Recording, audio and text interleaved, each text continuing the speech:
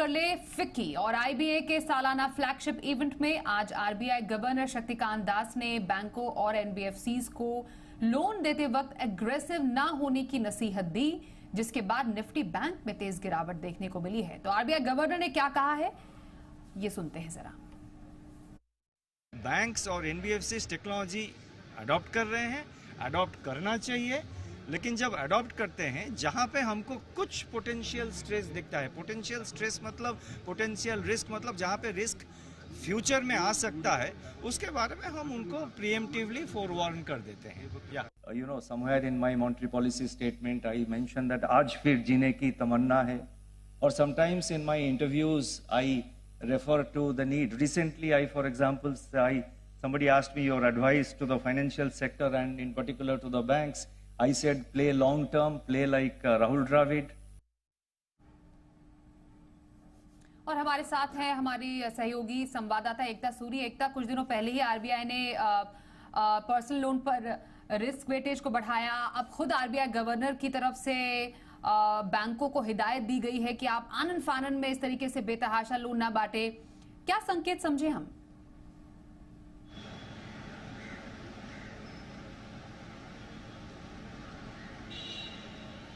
जी एकता।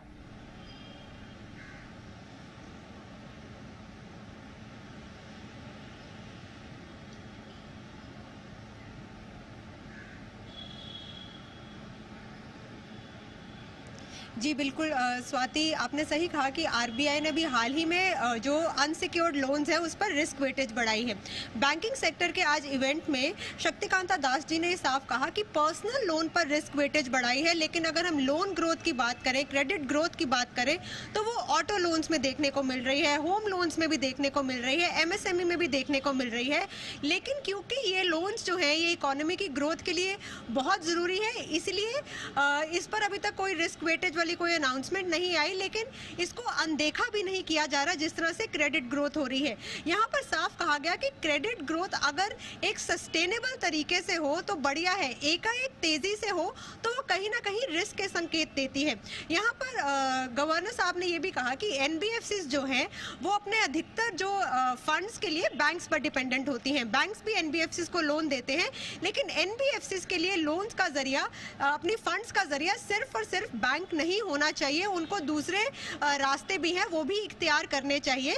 और यहाँ पर एकाएक रिस्क के जो संकेत हैं वो आरबीआई ने ये ज़रूर दिए हैं।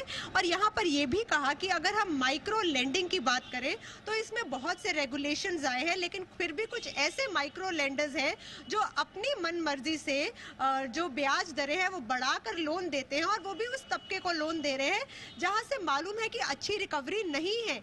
ऐसे में एक तरह से माइक्रो लेंडर्स पर विश्वास किया है, लेकिन उस विश्वास का गलत इस्तेमाल हो रहा है, वो भी रेगुलेशंस आने के बाद इस पर भी आरबीआई की नज़र है। और अभी हाल ही में हमने देखा कि बैंक ऑफ बड़ौदा हुआ या कुछ एनबीएफसीज हुए, टेक के इनोवेशन के इस्तेमाल पर भी कहीं ना कहीं किसी पर पेनल्टी लगी है, तो किसी नए लोन्स को बांटने से मना किया बजाज फाइनेंस को। तो यहाँ पर गवर्नर ने कहा कि जो नई इनोवेशंस आ रही है, टेक के जरिए जो हम ग्रोथ देख रहे हैं बहुत ज़रूरी है, इनोवेशन और टेक्नोलॉजी को अपनाना बहुत ज़रूरी है, लेकिन ये भी देखना ज़रूरी है कि क्या आप जिस टेक के बलबूते पर अपनी ग्रोथ कर रहे हैं क्या वो डायनेमिक है, क्या वो मार्केट की नीड्स के हिसाब से बना है, या फिर एक तय एल्गोरिदम है जो अपने आप काम किए जा रहा है और उस पर जो बैंकर जो है वो ध्यान नहीं दे रहे। क्योंकि जो टेक है वो एक बैंकर, आपको बैंक की रणनीति मालूम है, टेक बनाता है एक टेकी, तो वहां पर उस पर आपने अंधाधुंध विश्वास कर लिया। उसने जो टेक बनाया क्या वो सारे कंप्लायंसेस और रेगुलेशंस को देख रहा है या नजरअंदाज कर रहा है? क्योंकि हाल ही में हमने देखा, जैसे कि मैंने बताया भी, बजाज फाइनेंस हो गया, बैंक ऑफ बड़ौदा हो गया, एक्सिस बैंक हो गया, बहुत सी पेनल्टीज भी लगी हैं। तो बहुत से महत्वपूर्ण मुद्दे जो है यहाँ पर आज उठाए गए बैंकिंग के एक इवेंट में आरबीआई की तरफ से। ये भी कहा गया कि अभी हम देख रहे हैं कि क्रेडिट ग्रोथ बहुत अच्छी हो रही है, बैंक्स और एनबीएफसीज दोनों की जो बैलेंस बुक है वो बहुत स्ट्रांग है, लेकिन यही एक समय है जब इंट्रोस्पेक्ट करना चाहिए कि रिस्क मैनेजमेंट को किस तरह से बढ़िया कर सकते हैं। तो ऐसे बहुत से पॉइंटर्स हैं जो कि बहुत ही इंपॉर्टेंट पॉइंटर्स हैं जो आज की हमने एक इवेंट में देखे, जिसका सीधा असर बैंक निफ्टी पर भी पड़ा। स्वाति। बिल्कुल, बहुत धन्यवाद करेंगे एकता पूरी बातचीत के लिए आपका।